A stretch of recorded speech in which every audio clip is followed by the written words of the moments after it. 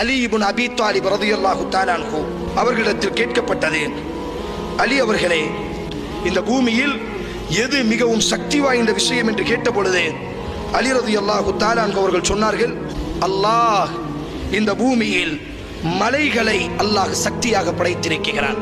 சொன்னார்கள், இல்லை, அந்த மலைகளை உடைக்கக்கூடிய இரும்பை அல்லாஹ் படைத்திருக்கிறான். வாக்குவல் ஹதீத், இரும்புதான் மிக சக்தியானதாக இருக்கிறது. இல்லை, அந்த இரும்பை கரிக்கக்கூடிய நெருப்பை அல்லாஹ் சக்தியாக படைத்திருக்கிறான். ஃபன்னாரு அக்வா, அந்த நெருப்பு தான் இந்த உலகத்தில் சக்தி வாய்ந்ததாக இருக்கிறது. சொன்னார்கள், இல்லை, அந்த நெருப்பை அணைக்கக்கூடிய வல்மாஉ அக்வா, தண்ணீரை அல்லாஹ் படைத்திருக்கிறான்.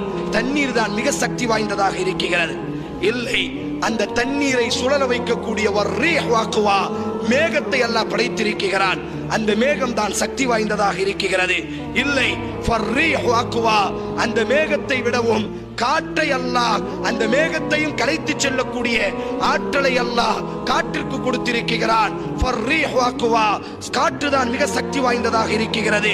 இல்லை, இல்லை, அந்த காற்றையும் மனிதன் தனது கைகளிலும் தனது பாக்கெட்டிலும் சேமிக்கிறான். ஃபல் இன்சானு அக்வா, மனிதன் தான் மிக சக்தி வாய்ந்தவனாக இருக்கிறான். இல்லை, அந்த மனிதனையும் தூக்கம் மிகைத்து விடுகிறது. ஃபன்னௌமு அக்வா, தூக்கம் தான் மிக சக்தி வாய்ந்ததாக இருக்கிறது. இல்லை, இல்லை, அந்த தூக்கத்தையும் கவலைகள் மிகைத்து விடுகிறது. வல் ஹம்மு அக்வா, கவலைகள் தான் இந்த உலகத்திலேயே மிகப்பெரிய சக்தி வாய்ந்ததாக இருக்கிறது. யாரை அல்லாஹ் சோதிக்க நாடுவானோ அவர்களின் மீது அல்லாஹ் இந்த கவலை என்ற தனது பட்டாளத்தை அல்லாஹ் சாட்டி விடுவான்.